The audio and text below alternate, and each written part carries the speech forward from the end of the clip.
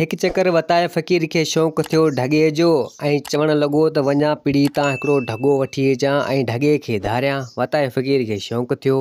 ॿिए ॾींहुं वताये फ़कीर वियो पीड़ी ते ऐं उतां हिकिड़ो ढगो वरितईं 40 रुपए में ऐं ढगो वठी वापसी मोटियो आयो पे पंहिंजे ॻोठ ॾांहुं।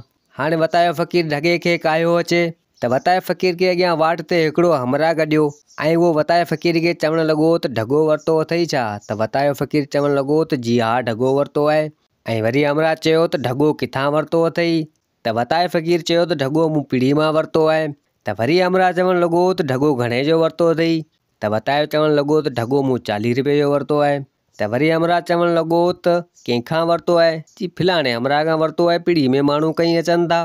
चलो उहो हमरा वियो हलियो। वताये फ़कीर वरी ढगे खे कायो अचे पियो त अॻियां वरी ॿियो हमरा गॾियो त उन पुछा कई त वताये फ़कीर उनखे बि ॿुधायो। अॻियां वरी हिकिड़ी ॿी माई गॾी उन ढगे जे बारे में पुछा कई। वताये फ़कीर उनखे बि ॿुधायो। हाणे वताये फ़कीर खे 5-6 माण्हू जेको आहे सो वाट ते पुछण लॻा। वताये फ़कीर सभिनि खे ॿुधाए ॿुधाए बेज़ार थी वियो। वताये फ़कीर दिलि में सोचण लॻो त आउं बेज़ार थी वियो आहियां, हिन माण्हुनि जो दंगी कोन थो अचे, जेको तेको थो पुछा करे त ढगो घणे में वरितो आहे, किथां वरितो आहे, कंहिंखां वरितो आहे। आउं त थकी पियो आहियां ऐं मुंहिंजो ॻोठ बि तमामु वॾो आहे, माण्हू मूंखां पुछा कंदा आउं त ॿुधाए ॿुधाए मरी वेंदसि। वताये फ़कीर चयो कान का अटकल करियां, मुंहिंजी जान छुटे, न त आउं त माण्हुनि खे ॿुधाए ॿुधाए थकी पवंदसि। हाणे वताये फ़कीर ढगे खे कायो पियो अचे। जॾहिं ॻोठ जे वेझो पुॻो उते हिकिड़ो तमामु वॾो वणु हुजे, तमामु वॾो हुजे।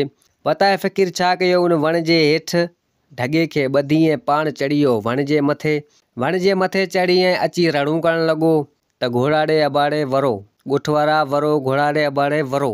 त ॻोठ वारनि इहा जॾहिं वताये फ़कीर जी रड़ ॿुधी ऐं चवण लॻा त वतायो फ़कीर आहे, शायदि लॻे थो अलाए छा थियो आहे वताये खे। आवाज़ त वताये फ़कीर जो आहे। सभिनि ॻोठ वारनि खे वताये फ़कीर जूं रणूं ॿुधण में आयूं।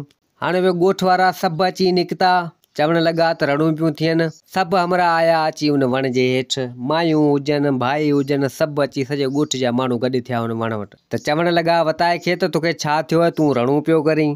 त वताये फ़कीर चवण लॻो त यार रणूं आऊं इन जे करे करियां पियो त आऊं ही वठी आयो आहियां ढगो ऐं अव्हां खे ॿुधायां थो, ही मूं पीड़ी तां ढगो आंदो आहे, फलाणे हमरा खां वरितो आहे ऐं 40 रुपए में वरितो आहे।